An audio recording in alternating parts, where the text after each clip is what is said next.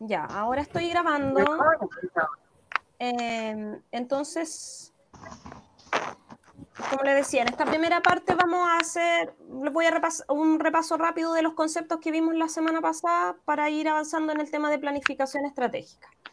Entonces, política social, podemos entenderlo como un conjunto de programas que pretenden alcanzar los mismos fines, da orientaciones sobre qué problemas sociales priorizar y define las principales vías o límites de la intervención que la política plantea. Como conversábamos la vez pasada, es importante entender que la política social entonces va a ser como este marco o paraguas más amplio sobre el cual se van a alojar una serie de programas y proyectos más pequeños que van a tener una planificación, una programación más específica. Entonces, cuando hablemos y revisemos esta materia de la planificación, casi siempre más bien nos vamos a estar refiriendo a los programas concretos que a la política social, que ya es un paraguas de más largo plazo, digamos, y más amplio. Entonces, por programa social vamos a entender al conjunto de proyectos que persiguen los mismos objetivos y que pueden diferenciarse por trabajar con, por ejemplo, poblaciones o grupos diferentes y utilizar distintas estrategias de intervención. Entonces, ahí podemos nosotros, y también yo se los dejé como mini tarea para hoy día, era buscar alguna política y programa social para ver si podían hacer, digamos, este esquema y ver que, por ejemplo, podemos tener un programa social orientado, por ejemplo, a la familia en situación de pobreza, como Chile Solidario. Ya ese es un programa social, pero dentro del programa social además hay proyectos, estrategias más pequeñas, digamos, y cada una de las cuales pueden ir dirigidas a poblaciones distintas. Por ejemplo, puede haber dentro de este programa, hay programas que van orientados directamente a las familias a través de subsidios, por ejemplo, económicos, o bonos, como también se conocen, mientras que hay otros proyectos de este programa que se relacionan con el incentivo a la escolarización de los niños y el apoyo, digamos, de ese proceso, de que los niños vayan a la escuela, se les apoya en algunos casos con materiales. Y así, digamos, tenemos un programa social específico, pero que tiene proyectos más acotados. Entonces, el proyecto social lo vamos a entender como la unidad mínima de asignación de recursos, donde hay un conjunto integrado de procesos y actividades que pretenden apuntar a la transformación de esta problemática que es la que aborda el programa social. ¿Alguien me dijo algo? Entonces, esas son principales diferencias y en este esquema que era el que yo les señalaba, si es que alguno trajo un ejemplo, estaría súper que lo muestre. Entonces, en este esquema es donde nosotros podemos como entender más la lógica. Entonces, vemos que la política social es, como les decía, el paraguas más amplio. Tenemos un par de programas más chicos, digamos, que se enmarcan de esta política. Dentro de una política pueden haber varios programas, que es lo que ocurre sobre todo en los ámbitos sociales, no sé, en educación, en temas de pobreza, como les decía. Y dentro de los programas entonces tenemos proyectos más acotados, que ahí donde la asignación de recursos está sumamente definida, digamos, para o asociada a productos y servicios concretos. ¿Ya? Esto solo a modo de repaso. Entonces, en torno a estas políticas, digamos, y programas sociales, es que desde la teoría, digamos, de la administración pública se ha planteado que el ciclo de vida como ideal de una política pública debe considerar las etapas que se ven en este esquema, desde la instalación o definición de la problemática de la agenda pública, que implica, como yo le explicaba la vez pasada, el reconocer un problema que quizás existe, que está latente, pero que si no lo incluimos en la agenda como una prioridad, no llega a ser, no va a llegar a ser considerado como una política pública, no se van a generar estrategias para abordarlo. Entonces es importante la instalación en la agenda, y eso, aunque usted no lo crea, tiene mucho que ver con, por ejemplo, el ejercicio de los grupos de presión, el ejercicio del debate público a través de los medios de comunicación, por ejemplo,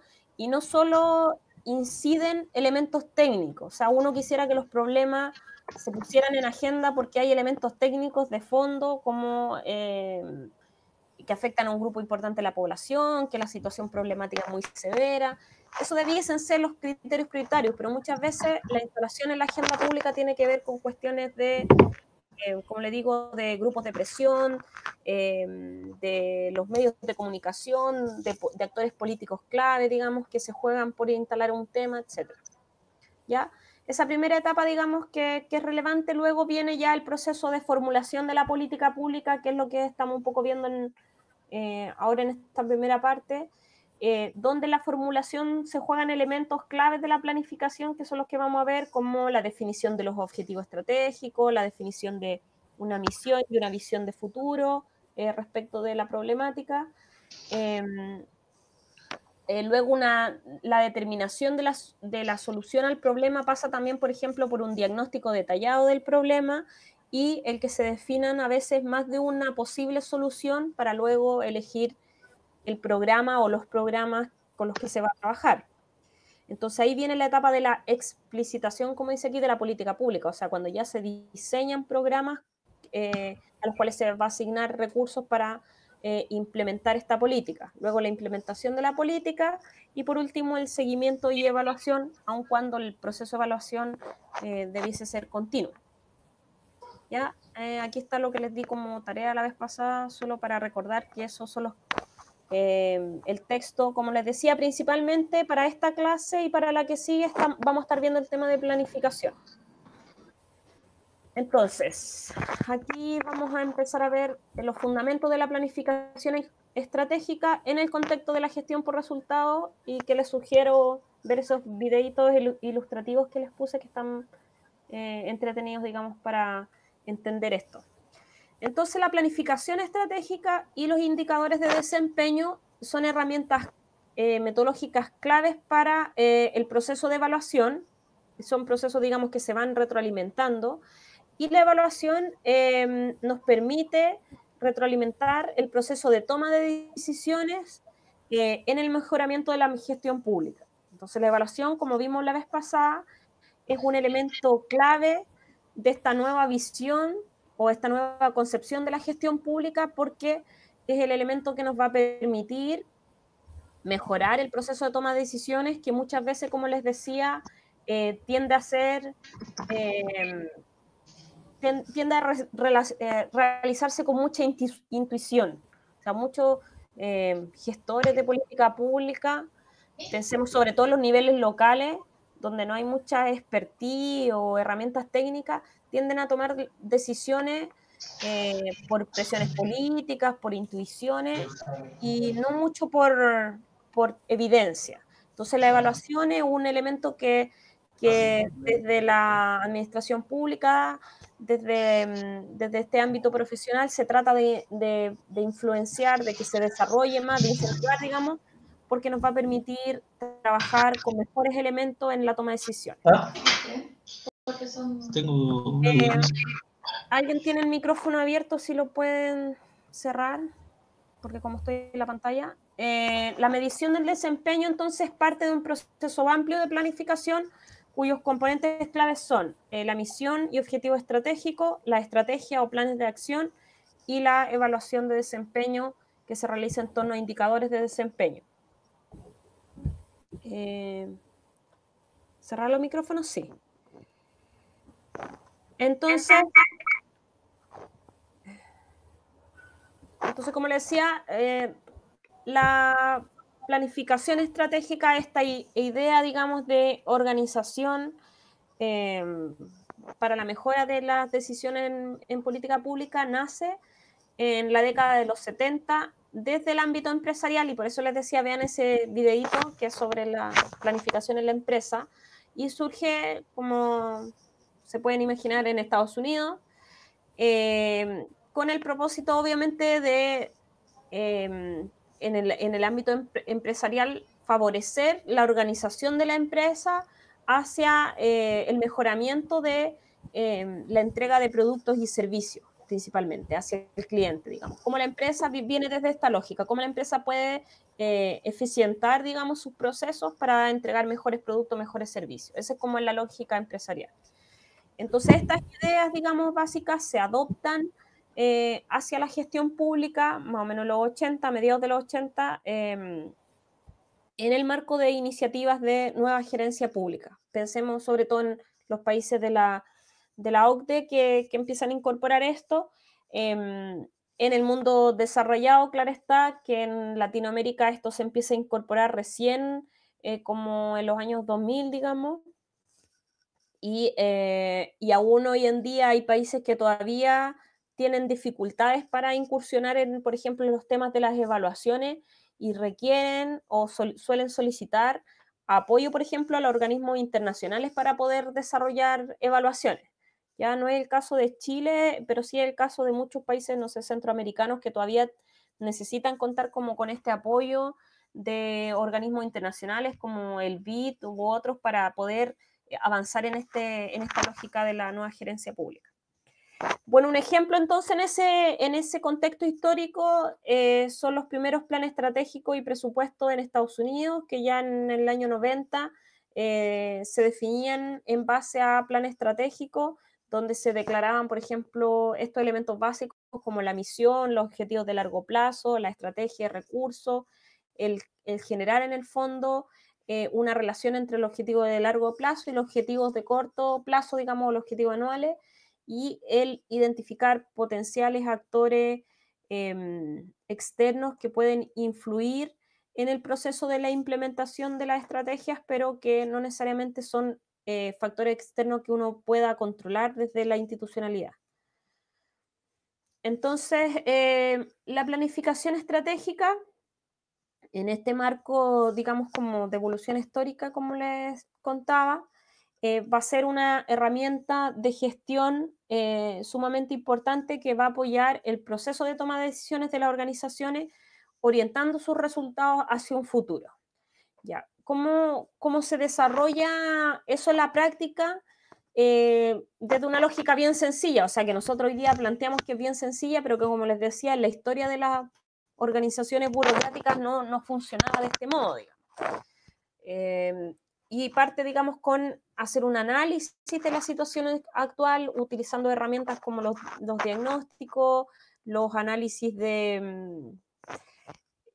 lo voy a ver más adelante, pero como se llaman como análisis del contexto o del entorno y que tiene que ver con estos factores externos potenciales detractores o oportunidades, digamos, del entorno que pueden ayudar. Entonces, todos esos análisis se hacen en una situación inicial, digamos, para reflejar esta situación actual y luego, con esta mejor definición del problema, más acotado, digamos, se establece metas, digamos, respecto de una situación deseada, de hacia dónde quisiera la organización, la institución o el programa apuntar en términos de sus procesos. ¿Ya? Ese es como punto de partida, digamos. Entonces, en este marco cabe señalar que la planificación estratégica en el ámbito de lo público, entonces, se concibe como una herramienta imprescindible para ir identificando estas prioridades. O sea, si vemos en el monito de nuevo, en el esquema, lo que se busca a partir de este diagnóstico, de esta identificación de la situación actual, es poder tener claridad de cuáles son las prioridades donde yo voy a asignar los recursos, ¿ya? Porque como sabemos hay múltiples problemas públicos y no todos se pueden abordar al mismo tiempo. Entonces, el trabajo estratégico inicial, digamos, es poder establecer esas prioridades. Entonces, pensando en un contexto de cambio y de alta exigencia, por avanzar hacia este modelo de gestión comprometida por resultados, es que se debe utilizar como una herramienta clave la planificación estratégica, ¿ya? Y en ese sentido, en el contexto o este modelo, retomando un poco lo del modelo de gestión por resultados, las características centrales de esto apuntan a este proceso de identificar objetivos, identificar indicadores y metas que permitan evaluar resultados, y como pueden ver aquí es donde empieza a discutirse y a surgir el tema de la evaluación como un elemento clave. Y el segundo elemento, digamos, de la gestión por resultados que más se destaca es el desarrollo de estos procesos de planificación como una herramienta para alinear las prioridades a los recursos y en base a ello establecer la base para evaluar las metas. ¿Ya? Este esquemita se lo mostré la vez pasada, entonces esas ideas se sintetizan un poco aquí. Todo apunta, digamos, en el centro está este foco de generar compromisos con los resultados, o sea, que la gestión pública, que los organismos trabajen por cumplir con un rol público relevante, que es alcanzar resultados que son, ciertamente los resultados tienen que ver con beneficios, servicios o productos que la comunidad demanda, necesita. Y respecto de este foco de los resultados es que devienen todos estos otros elementos claves, digamos, que son podríamos decir, los procesos que se van sugiriendo que tienen que desarrollarse en los organismos públicos, los programas. El primordial, podríamos decir, es la planificación estratégica que va a definir, digamos, todas las orientaciones del trabajo de una organización, y después a otro nivel tenemos los elementos como el presupuesto basado en indicadores de desempeño, o sea, un presupuesto, una definición de los recursos orientado con el mismo fin, la administración de los recursos orientado también en torno a estos indicadores, el control y la auditoría del desempeño en el cumplimiento de todos estos procesos y estas metas, y el monitoreo y la evaluación. Son, digamos, los elementos claves que se destacan en este modelo de gestión por resultados. Entonces, en otras palabras, la gestión por resultados es un modelo de administración de los recursos públicos centrado en esta idea de cumplimiento de acciones estratégicas que van definidas en un plan que en términos amplios es el plan de gobierno, pero en términos prácticos, digamos, es el plan que tiene cada organismo dentro de la entidad estatal. Entonces, eso va orientado o definido dentro de un determinado periodo de tiempo y de recursos. Entonces, esto va a permitir gestionar y evaluar el desempeño de las organizaciones del Estado en relación a políticas públicas que, como les decía antes, son políticas que están creadas, orientadas a atender ciertas demandas de la sociedad.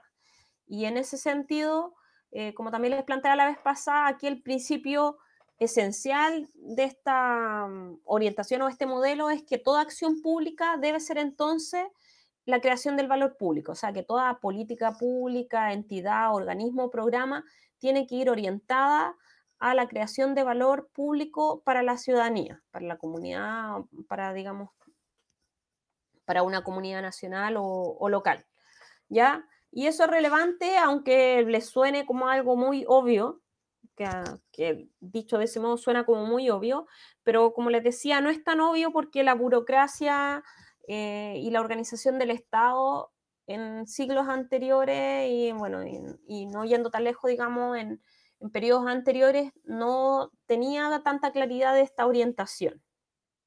Y más bien cada organismo funcionaba por cumplir una función, un rol, pero no por realmente apuntar a la entrega de un valor público.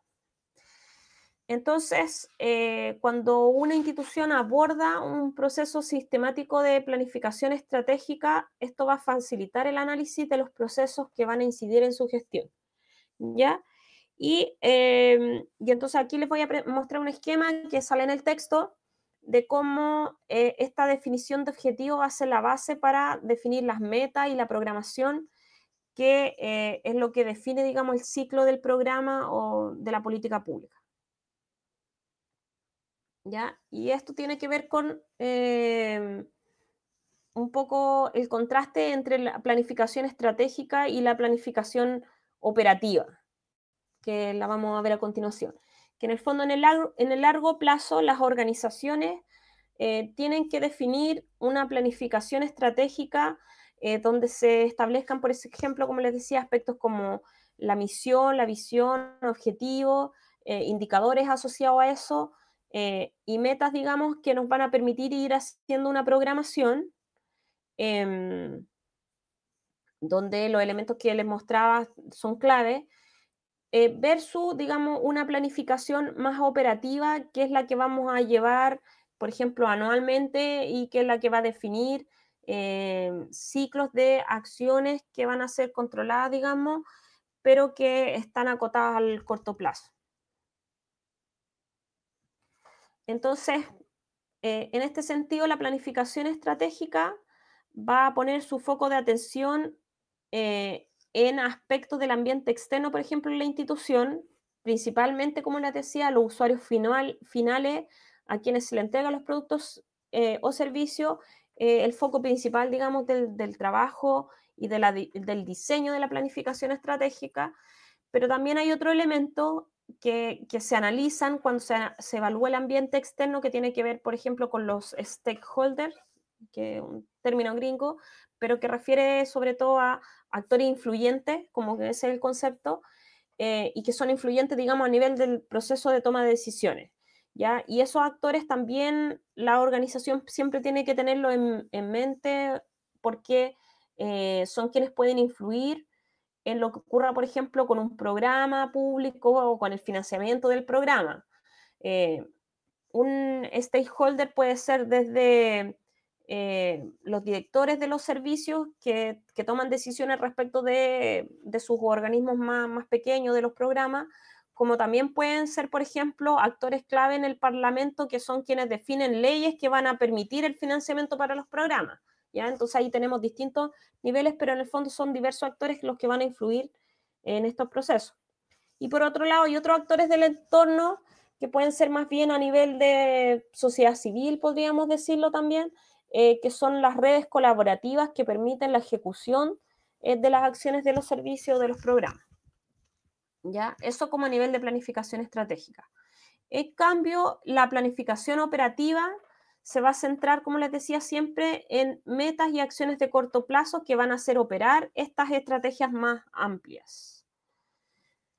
Entonces, la planificación operativa va a referir sobre todo a metas y compromisos internos para lograr productos en cantidad y plazo requerido en el corto plazo, ¿ya? Y en términos específicos se va a orientar, por ejemplo, a la identificación de responsables para el logro de ciertas metas, establecer sistemas de control de gestión interno, vincular el presupuesto al cumplimiento y actividades específicas, determinar incentivos, flexibilidad y autonomía en la gestión de acuerdo a compromiso de desempeño, entre otras actividades relevantes. Entonces, la planificación estratégica siempre va a ser un proceso, entonces, por lógica, digamos, anterior al control de gestión. O sea, primero definimos como esta mirada más de largo plazo, de objetivo, de visión, de metas de largo plazo, y luego se define la planificación operativa, que es como más bien la planificación anual, digamos, que nos va a generar el control de gestión que se hace más periódicamente. La planificación estratégica entonces va a cubrir, digamos, aspectos macro ligados a mediano y largo plazo, a la identificación de cursos de acción, y también hay que mencionar que es un proceso continuo, digamos. No es que cumpla un ciclo y se acabe y empiece de cero, sino que es continuo. Entonces va a demandar la constante retroalimentación a través de indicadores. Entonces, aquí la dificultad que es relevante mencionar, porque esto, como les decía hace un rato, viene de ideas que que se adaptan desde la lógica empresarial. Entonces, en las teorías de empresa, de organización de empresa, para eficientar sus procesos, se generan todas estas recomendaciones de planificación estratégica, pero para una empresa es bastante sencillo definir metas, ya sea de periodos largos o de periodos cortos, y definir indicadores para medir esas metas, ¿ya? ¿Por qué es más fácil, digamos? Porque en general las metas tienen que ver, en el sector privado empresarial, tienen que ver con, no sé, niveles de venta, utilidades, retorno del capital de inversión, tiene que ver con esos aspectos que son fácilmente medibles, ¿cierto? En cambio, en el sector público, que se adapta, digamos, este concepto y este modelo de planificación estratégica, no es tan fácil determinar metas e indicadores que permitan evaluar, digamos, estos procesos. O sea, hay muchos programas que refieren a servicios, por ejemplo, que no son tan fácilmente medibles y a veces tiende a medirse, por ejemplo, como indicadores, como vamos a ver en las clases más adelante de indicadores, se tiende a medir, por ejemplo, cantidad de actividades ejecutadas, pero a veces ese indicador, por ejemplo, no es suficiente para dar cuenta del servicio en sí o de la calidad del servicio en sí, por ejemplo, ¿cierto? Entonces ahí hay mucho debate entre qué indicadores son mejores, qué indicadores realmente miden lo que pretenden medir, etcétera.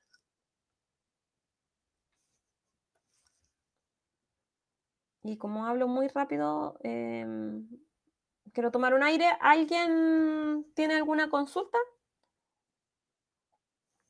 Hasta aquí, como les decía, me pueden interrumpir, detener, preguntar. Voy a mirar el chat. Me preguntan si estamos grabando. Esto es como la televisión, estamos grabando. Bueno, es raro esto. No crean que es tan así como sencillo, porque uno hace la clase, habla, cuenta la historia, digamos, que es similar a lo que uno contaba en el aula, pero la interacción era directa y no era así como tan hablar con la pantalla, entonces es raro. Y grabarse y después mirar los videos, eh, eso también es bien particular. Pero bueno, ya, volviendo a nuestro tema entonces, luego que tenemos un poco más de claridad respecto de para qué sirve, digamos, por qué las instituciones públicas generan o adoptan esta idea de la gestión por resultado y esta herramienta de la planificación estratégica, vamos a contar cosas más específicas, digamos, respecto de cómo se elabora la planificación estratégica y cuáles son sus requisitos. Todos estos aspectos son súper técnicos y quizá en la práctica, salvo que ustedes trabajen en el sector público, no los van a aplicar, pero es importante como conocer cómo se desarrollan, porque uno siempre, incluso desde las ciencias sociales, como nosotros como sociólogos, cuando trabajamos en investigación o en evaluaciones, siempre vamos a tender a lidiar y a tener que cruzarnos con los actores públicos, con la forma en que trabajan y todo. Y entonces es sumamente importante conocer estos elementos porque a nosotros también nos va a permitir tener herramientas mejores herramientas de cómo acercarnos a la lógica que ellos tienen de trabajo y entender cómo son los procesos y los funcionamientos. Entonces, plantéenselo también desde ese punto de vista, porque quizá, se los digo porque quizá no les interesa, dicen, yo no voy a trabajar en el sector público, en un programa. Quizás desde ahora se plantean eso, pero uno nunca sabe en qué uno puede deparar profesionalmente, pero también aún estando, como les digo, desde el ámbito de la ciencia social, como un actor externo, también tiende a cruzarse mucho con lo que es el sector público cuando hace investigación, cuando hace evaluación o asesorías o lo que sea, y es sumamente importante entender todos estos elementos, ¿ya? Porque de ahí es que nosotros como investigadores sociales, como cientistas sociales, podemos influir en las políticas públicas, que yo creo que también es un objetivo sumamente válido en muchas de las investigaciones aplicadas y en los análisis, digamos, aplicados. Es un paréntesis. Entonces, el proceso de elaboración de la planificación implica metodologías para desarrollar procesos, pero son metodologías que en este teoría o campo de la administración pública son variados y todavía no están así como totalmente consolidados. O sea, si ven la historia que tiene esto, no es tan vieja, digamos, como les decía, recién como en la década de los 80, 90 se empieza a consolidar estos modelos, enfoques de nueva gestión pública o de gestión por resultados. Entonces, todavía las metodologías son un poco de prueba y error y hay múltiples enfoques. Entonces, no hay, digamos, verdades ciertas, pero sí hay cosas que ya se han ido sistematizando, que están más o menos consensuadas, que son como ideas básicas, que es un poco lo que toman estos manuales.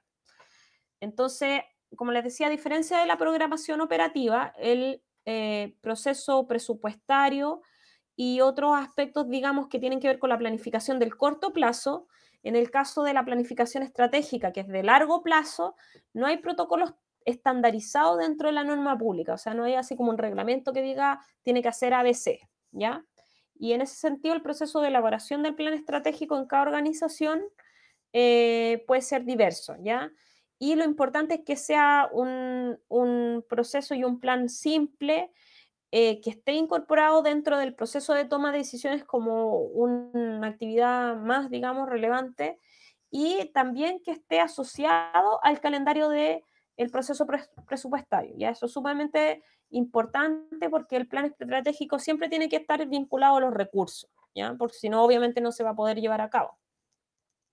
Entonces, el proceso debe contar con estándares de calidad, y a partir de la revisión de metodologías de diversos países que hace la autora del texto, revisa experiencias de países del norte, pero también de varios países latinoamericanos y entre ellos Chile, sistematiza los siguientes pasos.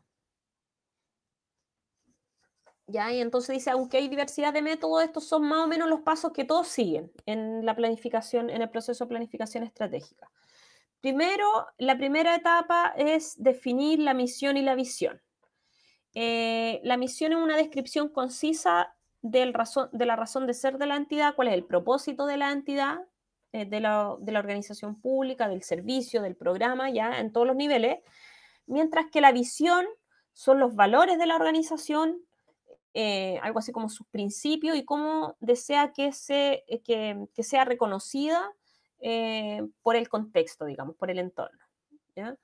Entonces, para responder o definir la misión y la visión, hay preguntas que hay que formularse, como quiénes somos, qué hacemos, para quiénes lo hacemos, dónde estamos ubicados dentro del, digamos, del aparato público, etc. En esta etapa, digamos, en esta primera etapa, hay, como les mostraba en el esquemita de este monito que iba mirando hacia el futuro, hay unos análisis que se desarrollan en las organizaciones que tienen que ver con el entorno. Y ahí se tienen que considerar, por ejemplo, las amenazas y las oportunidades del entorno, así como las fortalezas y debilidades de la organización para abordar ese entorno, digamos. Y por otro lado, el análisis del entorno y del medio interno como en específico con componentes organizacionales. Todos estos tipos de análisis son análisis sobre todo organizacionales, ¿ya? Que ustedes que ya tuvieron el curso organizacional, me parece, ¿cierto? Entonces ya tienen que haber visto algunos de estos temas.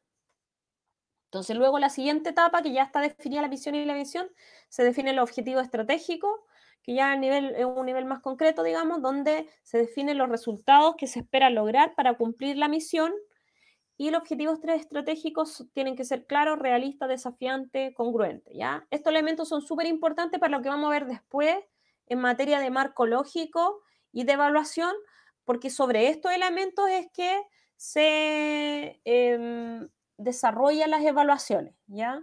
En el marco lógico estos elementos debiesen estar claramente definidos y en base a ello es que nosotros podemos proponer sistemas de evaluación, por ejemplo, que evalúen los procesos o los resultados, ¿ya?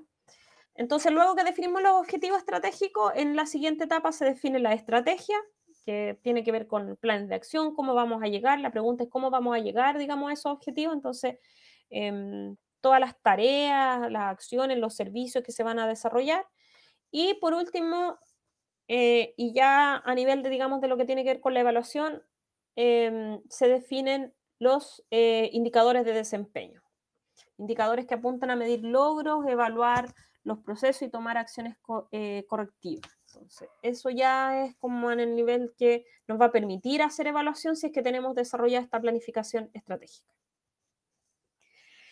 Requisitos, ya la última parte, digamos, de lo que tiene que ver con la planificación estratégica. Los requisitos, entonces, bueno, la planificación, como hemos visto, apoya todo el proceso de toma de decisiones en diferentes niveles de gobierno, del aparato público, digamos, y las mejores prácticas del desarrollo de la planificación estratégica sugieren que tienen que haber requisitos clave. Algunos ya los señalé, digamos, entre medio del texto de lo que plantea el autor, pero aquí, digamos, están sistematizados. El primer requisito clave es la participación de los responsables, de los directivos, digamos, de los servicios públicos, jefe de servicio, digamos, jefe de programa, encargados de área, de divisiones, no sé, dependiendo del nivel que se trate. Y la participación de ellos, si bien pareciera ser así como de perogrullo, claro, obviamente que tienen que participar, no siempre se da así porque a veces estamos hablando de una planificación, por ejemplo, de un programa, que es parte de una división. Pero es importante que estén los directivos involucrados en todo este proceso porque, como yo les decía antes, eso va a permitir que se tomen las medidas necesarias para la asignación de recursos, o sea, que se haga la gestión necesaria para que estén los recursos disponibles y va a ser siempre el directivo el que pueda facilitar la coordinación, por ejemplo, con otros sectores del Estado como las direcciones de planificación y de presupuesto, ¿ya?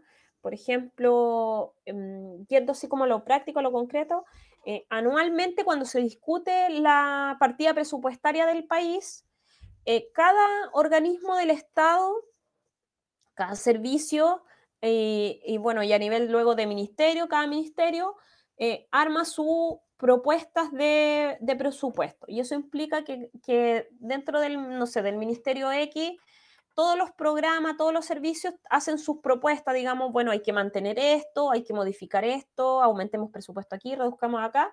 Y esas propuestas presupuestarias son las que se presentan y se defienden luego en el Parlamento. Pero hay etapas intermedias, por ejemplo, que hay una discusión técnica, por ejemplo, con la dirección de presupuesto, donde la dirección de presupuesto hace sugerencias también a esas propuestas de partidas presupuestarias que tienen que ver con, por ejemplo, las evaluaciones que va desarrollando la DIPRE, que en clase más adelante vamos a ver cuáles son las funciones de la DIPRE en Chile y ahí vamos a poder entender que el rol es sumamente clave porque en Chile está instalada esta lógica de gestión por resultado y presupuesto por resultado, y entonces los presupuestos van de la mano, digamos, de estas evaluaciones que se van realizando. ¿Ya? Entonces, otro elemento clave de la planificación estratégica es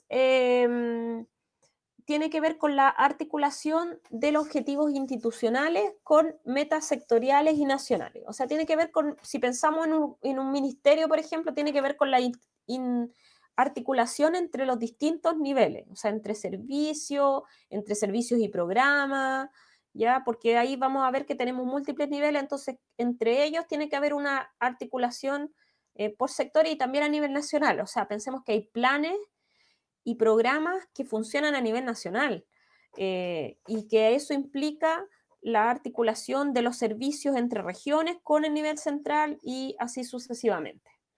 Entonces, la metodología y contenido del proceso va a tener que responder a preguntas básicas como qué se espera lograr, en qué plazo, para que los productos sean entregados de forma eficiente, eficaz y de calidad. ¿Ya? Eso entre otros aspectos. Ya en el texto, si usted va leyendo el texto, obviamente estoy sistematizando las ideas más relevantes, ¿ya? Pero esto requiere mucho más elementos. ¿Ya? Otro elemento clave o requisito clave de la planificación estratégica en el marco presupuestario anual es que la planificación debe abordar aspectos como la revisión del desempeño de productos finales, la revisión del desempeño actual y lo comprometido para el periodo siguiente, un breve análisis del entorno y un breve análisis del ambiente interno, un poco lo que le mostraba en el esquemita, ¿ya?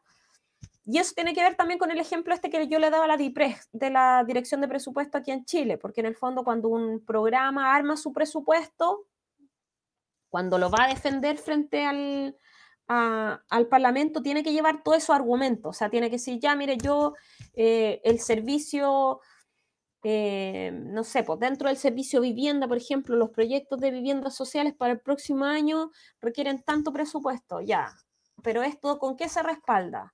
Con estos estudios del entorno, por ejemplo, del déficit de vivienda, con estos indicadores de desempeño de las viviendas que se construyeron y cómo las empresas respondieron o no, etcétera. Entonces, fijan que son varios elementos los que tienen que estar ahí como resumidos para poder, en este marco presupuestario anual, poder, digamos, generar una planificación más de largo plazo. Entonces, luego, por último, el siguiente requisito para saber si se han cumplido con los objetivos propuestos. Es necesario entonces que la planificación estratégica,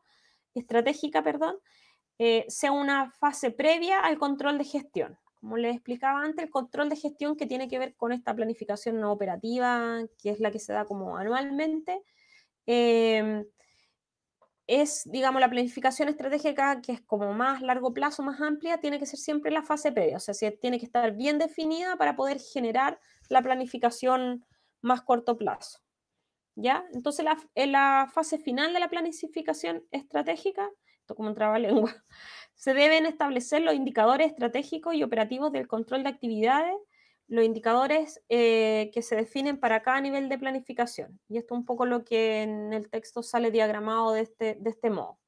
Entonces vamos viendo que los niveles entonces son primero la planificación estratégica a nivel, digamos, amplio, donde se definen indicadores estratégicos que tienen que ver con los resultados, con los impactos.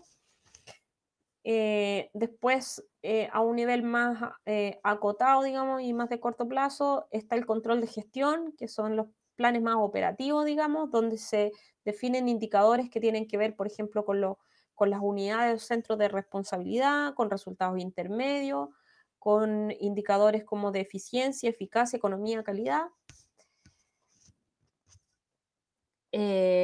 Luego tenemos ya un nivel más operativo, más en un nivel menor, digamos, que es el de control de actividades. Ya las actividades, el seguimiento, digamos, de las actividades específicas que se van desarrollando, donde ahí los indicadores de gestión tienen que ver sobre todo con los insumos, con cuántos recursos se cuenta, si se ejecutó el presupuesto de eso respecto a esos insumos, si hicieron las compras, los productos, etc.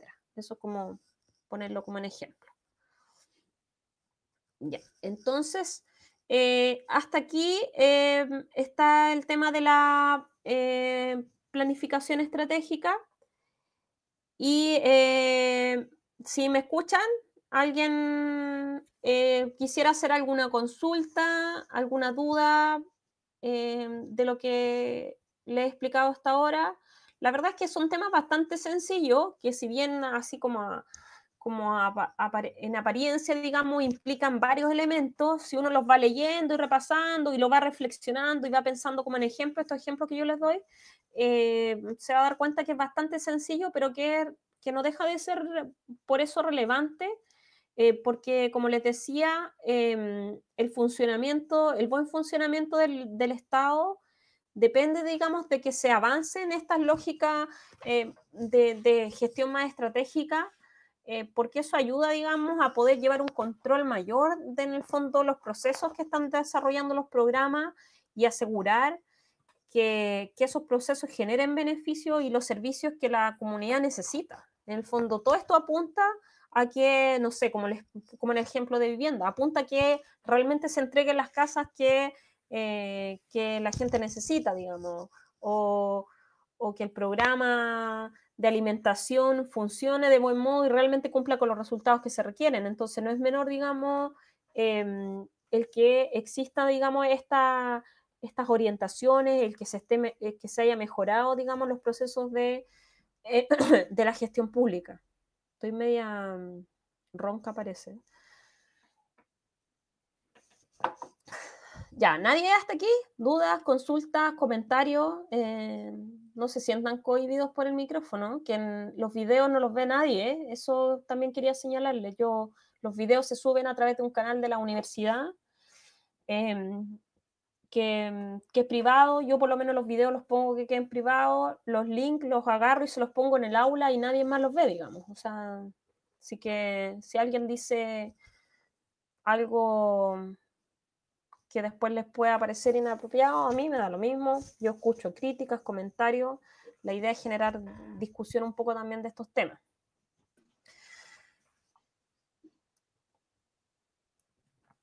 Quería preguntarles entonces en esta parte si es que les hace sentido. ¿Hay algunos conceptos que ustedes ya hayan visto en otras asignaturas o en la asignatura de diseño organizacional? ¿Se recordaron de algo con lo que les expuse hasta aquí?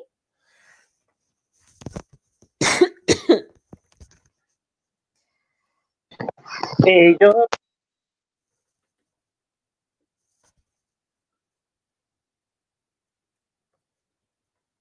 Se fue el micrófono. ¿Quién estaba hablando? ¿Puede repetirlo?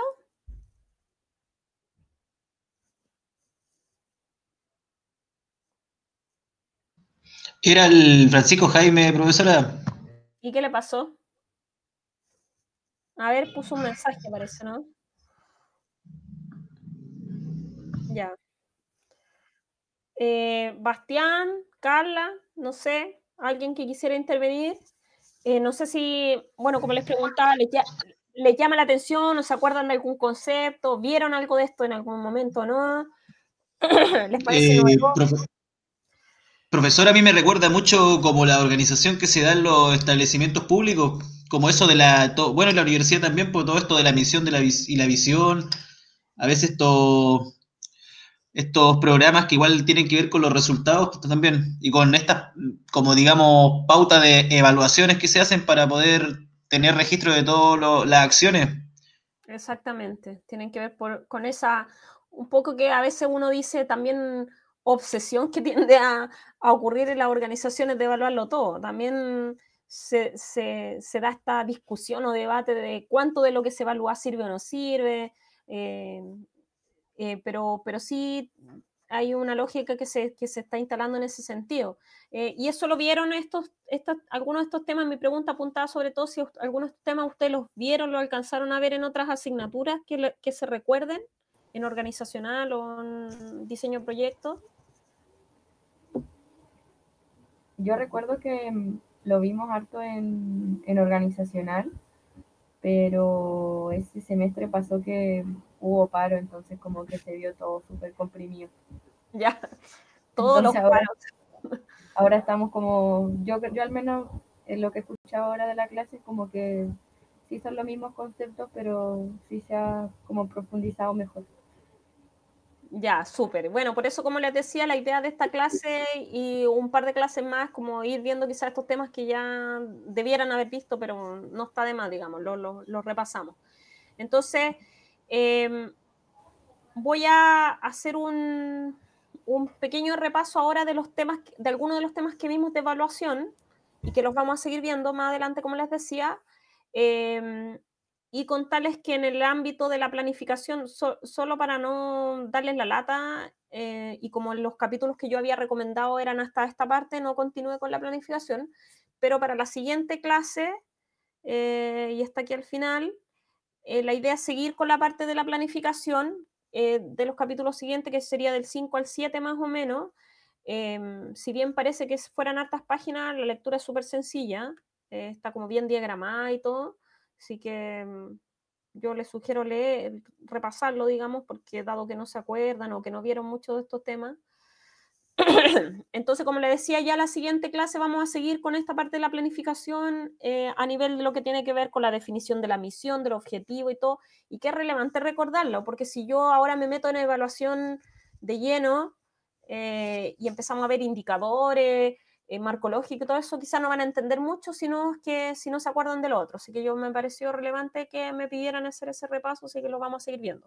Entonces ahora les voy a mostrar algunos de los conceptos en relación a la evaluación de las políticas que lo introduje un poco la clase pasada, pero que aquí lo actualicé con algunos de los conceptos de este texto. Entonces, bueno, la evaluación de políticas públicas, como vimos, va orientada en palabras sencillas, digamos, a ver si se cumplió lo que prometía el programa, a qué factores posibilitaron estos buenos resultados o malos resultados, y a ir bien analizando qué aspectos hay que corregir, ¿cierto?, de la implementación de un programa, de una política.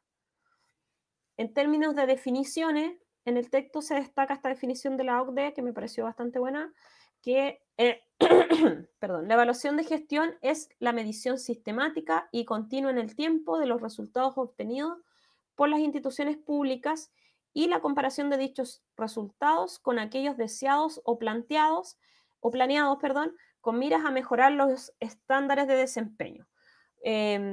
Como pueden ver, detrás de todas estas nuevas herramientas de gestión pública, lo que se busca es eso, es mejorar los estándares de desempeño, o sea, que los organismos públicos funcionen de mejor manera, entreguen mejores servicios, sea más eficiente la entrega de servicios, etc. Entonces, la evaluación como herramienta, digamos, tiene propósitos bien claros, digamos.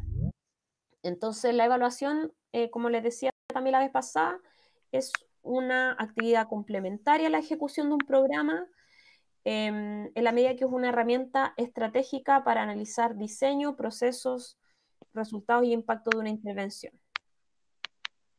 Ay, se me quedó pegado.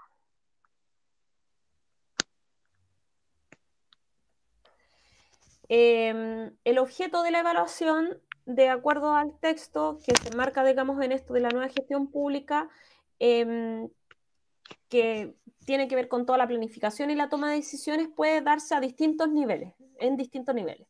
Entonces, el autor destaca que puede haber evaluaciones a nivel de políticas públicas, como también puede haber evaluación a nivel de programas públicos, de gestión y resultados de las entidades públicas y hasta un nivel más acotado como evaluación de desempeño individual de diversos funcionarios, por ejemplo, que es un poco lo que decía el ejemplo que daba Bastián. En el fondo, esas evaluaciones que nosotros escuchamos a veces, la evaluación de los docentes, por ejemplo, en el sector público o de otros funcionarios, va como en ese nivel, desempeño individual. No sé, esta cuestión del PowerPoint se quedó medio pegado. El propósito de la evaluación, entonces, que también lo comentamos algo la vez pasada, bueno, la evaluación busca generar entonces información para la toma de decisiones en la asignación de recursos y la rendición de cuentas de los resultados del programa. Busca conocer la pertinencia también del objetivo del programa y en qué medida estos son alcanzados, la eficiencia y eficacia de los resultados y el impacto logrado. Y a partir de la evaluación de políticas públicas, también es posible implementar programas de mayor coherencia basados en evidencia, sostenibles y efectivos. Esto también lo vimos un poco la vez pasada, que es clave que la evaluación tiene utilidad en políticas públicas en distintos niveles. Por una parte permite tomar decisiones, por ejemplo, respecto de qué programa implementar, como... Ay, ahí a mí me dejó salir. ¿Alguien tiene abierto el micrófono, parece? Que se escucha un ruidito. Permite, como les decía, tomar decisiones de política pública, permite dar continuidad, aprobar o rechazar un programa, permite identificar factores que afectan o pueden afectar el rendimiento de un programa y, por último, dar legitimidad a las intervenciones del Estado, digamos, y permite en ese sentido rendir cuentas a la comunidad. Ahora, en esta materia es importante distinguir que tenemos distintos tipos de evaluaciones, distintas tipologías de evaluaciones. Una primera tipología, que se los mencioné la vez pasada, es la distinción entre tipos de evaluación según el mandante, o sea, quién solicita la evaluación y quién la ejecuta. Primero tenemos una evaluación de tipo interna, que es realizada en general por el equipo del programa o de la entidad pública, y si bien suele ser realizada porque hay indicadores, por ejemplo, a los que se debe responder, también a veces suelen haber peticiones particulares de organismos como la Dirección de Presupuesto o la Contraloría, que a veces obligan a la entidad a hacer evaluaciones internas, ¿ya? Entonces, no siempre la evaluación interna nace espontáneamente porque se le ocurre, sino que muchas veces hay influencia de otras entidades públicas para que el organismo haga su evaluación. En el otro extremo, en el otro polo, tenemos la evaluación externa, que ahí es realizada completamente por actores externos al programa o a la entidad, y que, por ejemplo, se puede ejemplificar con las evaluaciones que hace la academia, digamos, o sea, instituciones de investigación, universidades, centros de estudio, que por alguna, no sé, a través de alguna licitación pública, por ejemplo, se les encarga evaluar algunos aspectos de un programa, de un organismo público, y el trabajo se hace como un proceso de investigación científica externa. Entonces ellos recopilan la información de un organismo, de un programa, pero sacan conclusiones y casi todos los procesos de la evaluación son externos, ¿ya? Que ciertamente tiene todas sus, quizás en algunas clases más adelante lo veamos, tiene todas sus dificultades, porque si bien el externo puede tener mucha expertise en términos metodológicos, suelen presentarse muchas barreras de resistencia de los organismos por ser evaluados. Entonces no es tan sencillo hacer una evaluación externa, aunque puede ser más rigurosa, fidedigna, puede tener muchas cualidades, no es tan fácil de hacer. En el medio, entonces, tenemos la evaluación mixta, que suele ser realizada por un equipo externo a la institución, organismo, programa, pero donde la entidad pública o el programa ejecutor tiene una participación más activa, ¿ya? Y, y suele ser, o recientemente es un tipo de evaluación más adoptada y más recomendada porque así se evita mucha resistencia. Y eso implica, por ejemplo, que desde el inicio, desde la formulación de la evaluación, se trabaje con los equipos. ¿Ya? ¿Qué aspectos vamos a evaluar? Revisamos juntos el marco lógico, por ejemplo. Es como un proceso más participativo, podríamos decirlo de otro modo, de investigación evaluativa, ¿ya? Y eso evita la reticencia, la resistencia que yo les contaba que se dan en la evaluación externa. Por otro lado, tenemos la clasificación de la evaluación más clásica, podríamos decir, más relevante, que es la de evaluaciones según etapa de intervención, donde tenemos una evaluación ex ante, previo a la instalación de un programa, donde están los estudios, por ejemplo, de diseño, de preinversión. Luego tenemos la evaluación intermedia de proceso, que se da durante la ejecución misma de un programa, donde se revisan cumplimientos de programación, de gestión de recursos, etcétera.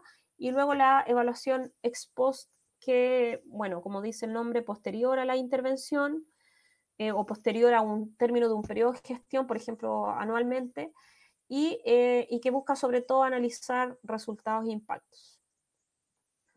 Y por último, haciendo un resumen de varios tipos de evaluaciones, esto se lo mostré la vez pasada, vemos que la evaluación forma parte del ciclo de la política pública y en ese sentido en cada etapa en que se va desarrollando, desde la identificación, planificación, diseño de la política, implementación, hay tipos de evaluaciones que se pueden ir desarrollando en paralelo. Entonces va vinculado a un proceso de ciclo cuando se presenta en forma ideal. Obviamente muchas veces no ocurre esa situación ideal, pero eso es. Y ya me quedan las últimas láminas, por si están muy aburridos. No, a mí la verdad me gustan mucho esos temas, pero a veces no son de interés de la mayoría. Ojalá, espero que este curso les ayude a motivar el interés por los temas del sector público. A mí desde la investigación les puedo contar mi experiencia personal. Desde la investigación me tocó trabajar por muchos años muy vinculada, digamos, al sector público de forma externa. En el fondo, yo trabajaba en un centro de investigación, que era el Centro de Estudios en Seguridad Ciudadana de la Universidad de Chile, donde nosotros nos involucrábamos en muchas investigaciones, estudios y asesoría de políticas públicas, de seguridad pública, de seguridad ciudadana, de prevención del delito, penitenciario, etcétera. Y en el fondo lo que hacíamos era investigación aplicada. Nosotros evaluábamos programas, generábamos asesorías para mejorar procesos de los programas. Entonces, ahí bueno, igual hice un magíster en esta materia, digamos, pero a partir de mi experiencia de investigación es que fui como conociendo, aprendiendo más de estas temáticas de las políticas públicas y me pareció un tema interesante porque es todo un mundo, digamos, por entender y porque sentí o percibí que desde mi pega y desde mi rol de sociólogo como investigador podía aportar a la función pública, digamos, de una manera externa, o sea, sin estar dentro del sector público, pero aún así, digamos, aportar bastante desde esta lógica, digamos, desde la evaluación. Y es interesante eso, como ver esa posibilidad de posible desempeño laboral, digamos, donde quizás no es un aporte tan visible, ya nadie va a salir diciendo la evaluación que hizo la Universidad de Chile nos sirvió para mejorar los procesos, es muy raro que alguna institución alguna vez lo diga, pero uno lo conoce estando dentro del proceso y se da cuenta que tiene alguna aplicación y que muchas de las recomendaciones a veces sirven, entonces es una experiencia interesante. Entonces, volviendo al tema de la clase, los tipos de evaluación y las metodologías van a ir, o sea, hay múltiples metodologías de evaluación según el nivel de evaluación, según si es ex ante, ex post, según los objetivos que hemos visto. Pero aquí en este cuadro se sistematizan algunas metodologías que tienen que ver con evaluaciones de organismos públicos. Entonces, por una parte tenemos en el primer nivel planes y estrategias nacionales, donde lo que se evalúa, por ejemplo, son cumplimiento de compromisos y prioridades nacionales, objetivos nacionales, metas, y en ese nivel lo que suele utilizarse, por ejemplo, como metodología son sistemas de estadística nacionales, encuestas, paneles de expertos, evaluación de impacto. ¿Ya? A mí, por ejemplo, me tocó revisar o participar de algunas evaluaciones de las estrategias nacionales de seguridad pública y ahí lo que se suele hacer seguimiento, por ejemplo, a las estadísticas de los delitos, cómo avanzan, cómo disminuyen, cómo se modifican las estrategias de respuesta a las denuncias, etc. ¿Ya? Pero son estadísticas muy a nivel macro porque estamos hablando del nivel macro, ¿ya? Y eso es lo que quiero mostrarles, que el nivel macro que es el nacional. Luego, a nivel de ministerios o entidades públicas, servicios, se revisan aspectos como el cumplimiento de metas de gestión y resultados finales, y ahí, por ejemplo, está todo este sistema de indicadores de desempeño, la evaluación de programas en torno a marco lógico. En nuestro país, en el sistema público, existe todo un sistema de indicadores de desempeño que tienen todas las instituciones, que son los PMG, me parece que sea algo así, y que periódicamente se están controlando, digamos, y que incluso existen, por ejemplo, bonos, incentivos, que les dan como premio. O sea, este servicio este año sacó los mejores indicadores de desempeño y les dan bonos que algunos son para la institución, algunos recursos extras para la institución, y otros bonos incluso que van dirigidos o incentivos a los funcionarios. O sea, los funcionarios públicos, si la institución ganó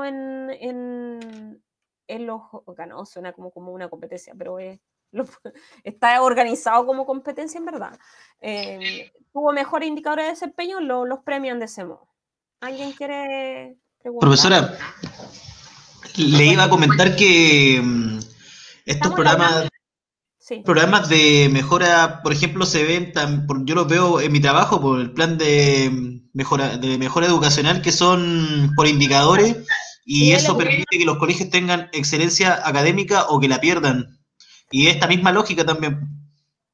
¿Y hay incentivos también asociado a eso? ¿Hay incentivos? ¿Beca o bonos para los profes? Los incentivos son principalmente económicos. Ya, claro, generalmente hay incentivo económico. Por ejemplo, en el caso de las escuelas, me imagino que les darán recursos extra asociados a esa valoración de excelencia, lo que permite, por ejemplo, invertir. Eso yo creo que lo he escuchado en los colegios, que invierten. Llegan más recursos. Pueden invertir en ese tipo de cosas, ¿cierto? Como laboratorio nuevo, cosas así, porque van asociados a ciertos productos también. Sí, además repercute en el sueldo de nosotros. Y otra cosa, que cuando estos indicadores son bajos, esos colegios son intervenidos, en el peor de los casos, cerrados. Claro, ven, como les cuenta el ejemplo de Bastián, está súper bueno. Estos sistemas de indicadores de desempeño y de evaluación se implementan a distintos niveles, y en este caso en las escuelas públicas, digamos, también tienen sus planes estratégicos, planes de mejora asociados a indicadores y también con sistemas de incentivos. Entonces, de ese modo, digamos, la evaluación va adquiriendo además un rol adicional que es el dar cuenta, digamos, del cumplimiento de estos indicadores y se asocia a incentivos. Entonces, no es menor, digamos, el que, por ejemplo, le entreguen bonos a los profesionales, a los funcionarios que trabajan en las entidades que están sometidas a este proceso de evaluación. Profesora, Cuéntame. igual este tipo de mediciones igual son súper como criticadas por no sé en el sistema de salud, pero en el sistema educacional porque se da una lógica de mercado principalmente por medio de estas prácticas de evaluación, po. Claro, de todas maneras, como les contaba yo en la parte como histórica de esto, de dónde viene, ciertamente viene del mundo empresarial, digamos, la lógica de orientar la planificación a resultados, de definir indicadores, de medir indicadores, viene de un concepto, de una visión empresarial. Entonces, hay un debate de fondo y que me gustaría que igual, en la medida que ojalá lo vayan leyendo, quizás en la próxima clase podemos abordar ese debate respecto de si realmente con estos sistemas se avanza o se mejora en, por ejemplo, el impacto del servicio que se entrega a la comunidad, o a veces los incentivos y este proceso como de competencia pervierte un poco el proceso y hace que los organismos tiendan a generar eso, competencia en lugar de colaboración, por ejemplo, entre los colegios, entre los municipios, entre los servicios públicos. Entonces ahí hay un debate que es bastante relevante y que está ahí muy latente en el sector público en todas las áreas. O sea, el sector educativo es ciertamente uno de los más críticos porque es un sector muy político, donde hay gremios y sindicatos bien organizados y todo, entonces el debate tiene una posición también en la opinión pública, pero en otros servicios también se da, digamos, ese debate con algunas características diferenciadas, pero también se da. Entonces, me parece súper bueno que lo plantee Bastián y que ojalá pudiese ser un tema que toquemos la próxima sesión cuando ya estén un poco más en cancha, digamos, todos con las lecturas y con estos temas. Ya, entonces aquí para finalizar, dentro de esta lógica, esta orientación de gestión por resultados y en el tema sobre todo específico de la evaluación, a nivel latinoamericano, sí, digamos, podemos estar un poco, no sé, desde mi punto de vista, quizás no lo comparten ustedes, pero desde mi punto de vista sí podemos estar un poco orgullosos de que Chile es uno de los países que más se destaca a nivel internacional por el avance, digamos, que ha habido en el tema de la evaluación de las políticas públicas, estando ya este tema súper instalado en los organismos públicos y habiendo todo un aparato de funcionamiento al respecto, que se los voy a ir contando más en detalle cuando veamos el tema de la DIPRES, de la Dirección de Presupuesto. Y bueno, en dos casos se destacan aquí, sobre todo en este texto, que es Chile y México, y por eso mismo en el aula, que ojalá aprovechen el aula, les puse, que a mí también me pareció súper interesante la experiencia de México, que es una experiencia reciente, pero que han avanzado mucho en este tema, y les puse un link de la institución que desarrolla esto, que se llama Coneval, que es un organismo que está orientado a la evaluación de las políticas sociales y que está desarrollando evaluaciones en todos niveles, digamos, desde evaluaciones de diseño, evaluaciones de proceso y evaluaciones de impacto. Y particularmente relevante lo que se puede dar a nivel de evaluaciones de impacto, porque si bien está este debate de fondo de la locura por los indicadores y la competencia, que yo comparto que es un debate, digamos, que tiene su elemento, digamos, reales, que digamos que hay cuestiones negativas en toda esta lógica. También hay ciertamente algo positivo, indudablemente positivo, en el desarrollo de evaluaciones de impacto, que es permitir ver si realmente los programas de intervención social cumplen con su propósito, o sea, si logran contribuir, digamos, a modificar situaciones de vida de la población, o sea, no sé, ya sea en pobreza, en vivienda o cuestiones súper relevantes, es importante tener la evaluación, porque si no se tiene la evaluación, lo que suele ocurrir es que los organismos tienden a trabajar por procedimiento y a rutinizar sus procedimientos, y puede que no estén impactando, no estén entregando el servicio de buen amor. Entonces, yo pienso que sí tiene un valor la evaluación, pese a todo el debate que pueda haber de por medio, digamos. Entonces, ahí es interesante ver esa experiencia. Métanse al link donde pueden ver las evaluaciones. En alguna clase más adelante les voy a traer algunos casos para que los discutamos de Chile y de México de las evaluaciones. Entonces, aquí es como una tabla resumen que ellos ponen, donde muestran cómo han ido aumentando las evaluaciones en distintos niveles de consistencia de resultados, de procesos, de impacto, evaluación estratégica específica. Y para el caso de nuestro país, que ya tiene más años en esto, la labor que cumple la dirección de presupuesto, como les decía, es bastante importante, ya que en nuestro país se están haciendo permanentemente evaluaciones de distinto tipo, y eso ha ayudado bastante a mejorar y a ver, por ejemplo, hay programas en Chile que no funcionan y que se financian, digamos. Entonces es bueno tener esa información, porque la dirección de presupuesto es la única que está ahí, digamos, y puede entregar a esos organismos las recomendaciones, y pucha, esto no hay que ponerle más lucas por esto, y esa información sirve después para el debate de las partidas presupuestarias, entonces no es menor. Ya, eso para cerrar. Estamos súper pasados la hora, entonces no sé si alguien más tiene algo que señalar. Bueno, les dejo aquí en esta lámina las lecturas para que sigan avanzando en este tema de la planificación estratégica, que vamos a continuar viendo la próxima semana, en los conceptos introductorios de evaluación, que son necesarios que los manejen antes que entremos ya a las evaluaciones por etapa, que vamos a ver la ex ante, la del proceso. Antes que entremos a eso, es importante que estén los conceptos más o menos claros. Entonces, por eso destaco, digamos, que es importante que hagan este ejercicio del glosario, porque en la medida que uno lee y subraya y resume y agarra ideas, es que uno va así como consolidando el aprendizaje, porque si uno solo lee así como al pasar, no queda nada. Entonces ese es el ejercicio que los invito a hacer. Consulta, duda, lo que sea. Hoy parece que mi hijo me está... como les decía, estamos algo pasados, pero no hay problema en si quieren plantear alguna duda de las pautas, del programa, de lo que vimos hasta aquí. Profe, el texto de Olavarria se lee completo, ¿o no? ¿Cómo? El le voy a texto poner, espérenme, que le voy a poner la cosa de la grabación. Stop. Debería haberla puesto antes.